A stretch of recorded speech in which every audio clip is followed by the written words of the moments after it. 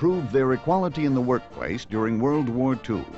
At their convention in 1944, delegates pass a resolution to support equal rights and responsibilities for women. And in 1958, the efforts of GFWC members contribute to passage of legislation calling for equal pay for equal work. In the 1970s, members start an alcohol and drug abuse education program for women and children. In the 1980s, they create a youth suicide prevention. Come into this beautiful room, the Julia Ward Howe drawing room.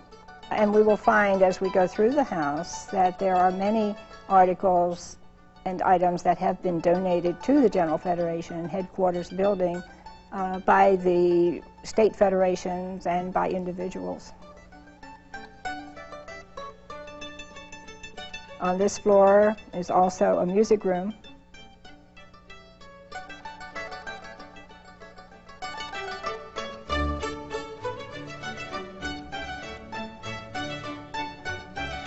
And the Alice Ames Winter Dining Room.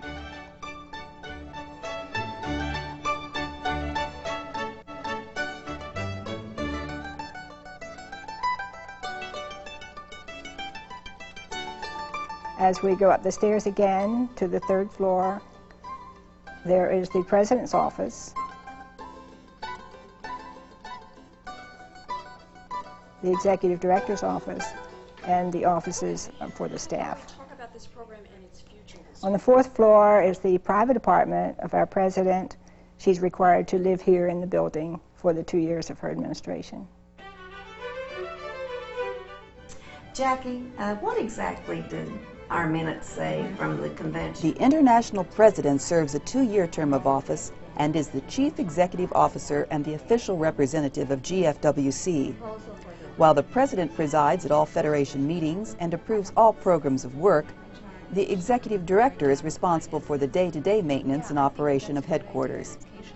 The Executive Director hires and supervises professional staff and works with them on a daily basis to help achieve the goals and objectives in areas such as membership, communications, program development, finances, and legislation.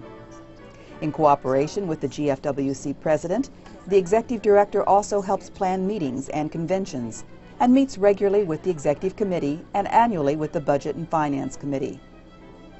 The GFWC Executive Committee comprises elected officers of the Federation. The committee meets several times a year to formulate policies, transact business, and initiate long-range planning. GFWC's Constitution and bylaws are developed and adopted by the membership. They provide structure and governance to the organization. The Constitution and Bylaws Committee meets annually to consider amendments.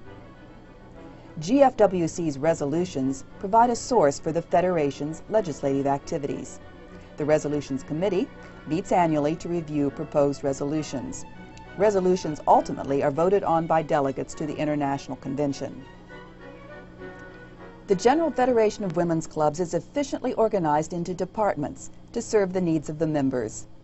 Did everyone get a chance to see the new issue of the magazine? The Publications Department uses a desktop publishing system to create printed materials such as the GFWC Clubwoman. This is actually the first cover that we've been able to scan ourselves here at headquarters with our scanner. The magazine and numerous other publications are available to members through GFWC's Materials Center. Clubs and members benefit from having these excellent resource materials available to them. GFWC has a public policy director who monitors legislation on Capitol Hill and advocates GFWC public policy positions at the national level. We must work to improve the economic status of women and minorities. We must require equal opportunities for all Americans in education and in the workplace.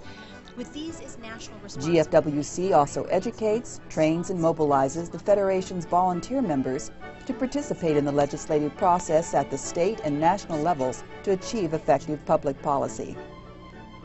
The Program Department provides members with information and materials to help them with the planning and execution of community projects. The department also writes grant applications to obtain funding from national corporate sponsors and foundations, and it participates in coalitions with other national organizations. The goal of GFWC's membership director is to provide clubs with ideas and materials that will assist them in retaining and recruiting members throughout the world. The mission of the Public Relations Department is to increase public and member awareness of the national organization through a strong outreach effort. The PR department assists member clubs